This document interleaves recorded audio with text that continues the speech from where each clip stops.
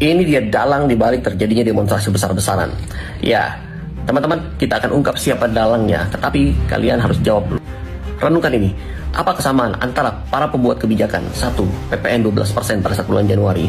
2. Premium oplosan dan kemudian tabung gas LPG. 3. Kasus nikel ya di Raja Ampat. Kemudian 4 pulau dari Aceh dipindahin ke Sumatera Utara. Kemudian pemblokiran rekening oleh PPATK. Tanah rumah nganggur lebih dari 2 tahun disita negara. Kemudian pagar laut yang diperintahkan presiden untuk dibongkar tidak jadi dibongkar.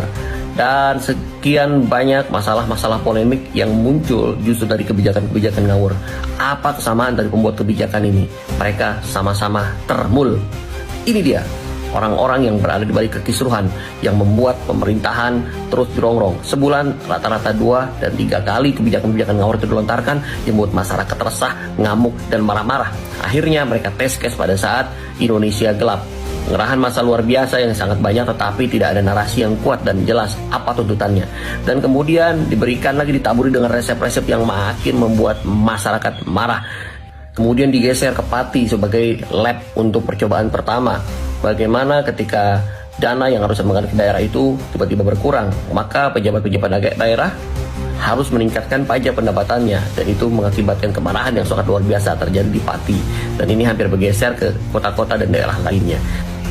20 Agustus akun-akun buzzer kemudian menginformasikan akan ada aksi besar-besaran di 25 Agustus, tetapi tidak diketahui siapa koordinator lapangan, siapa penyelenggaranya.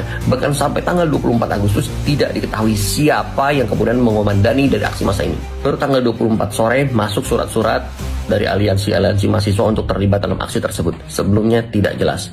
Dan akhirnya kita bisa lihat ya, banyak sekali intel-intel yang kemudian menyamar menggunakan jaket ojol dan memprovokasi masyarakat. Mereka mengawali, menginisiasi untuk menyakiti polisi dan kemudian memancing masyarakat untuk melakukan hal yang sama. Puncak kebiadaban itu terjadi pada saat 28 Agustus kemarin yang menewaskan satu driver ojol yang bernama Afan Kurniawan.